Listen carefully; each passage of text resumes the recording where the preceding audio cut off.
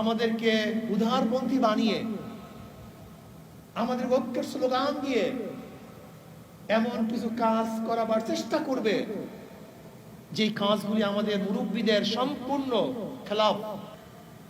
আমাদের চিহ্নিত শত্রুরা যারা আমাদেরকে সহ্যই করতে পারে না, কওমিয়ানদেরকে সহ্য করতে পারে না, হক্কানি পীর বুজুর্গদেরকে যারা সহ্য করতে পারে না, সহ্য করতে পারে নাই, এরা বিভিন্ন রূপে আমাদের মধ্যে কিছু লোক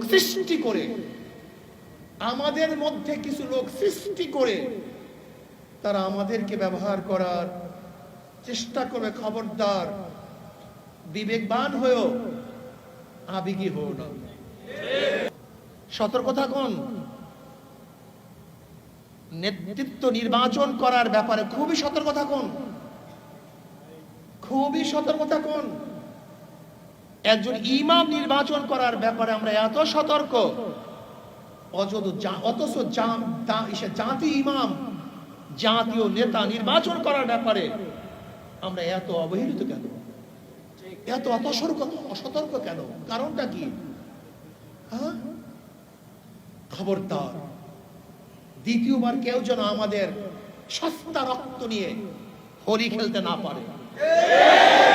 দ্বিতীয়বার কেউ যেন আমাদের আবেগকে অন্যদিকে ডাইভার্ট করতে না পারে। দ্বিতীয়বার আমাদেরকে ব্যবহার করে কেউ যেন আমাদেরকে ধ্বংস করার চক্রান্ত করতে না পারে।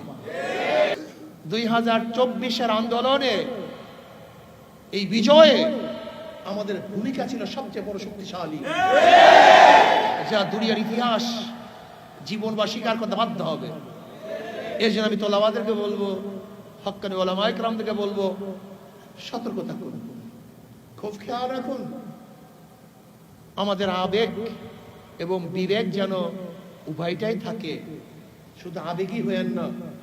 যখন যেই সময় আপনাদেরকে বাস ডাক দেওয়া হবে আর ঝাঁপিয়ে পড়বেন তা না। আপনাকে অবশ্যই দেখতে কে ডাক দিছে, সে কে, কেন ডাক দিছে, উদ্দেশ্যটা কি?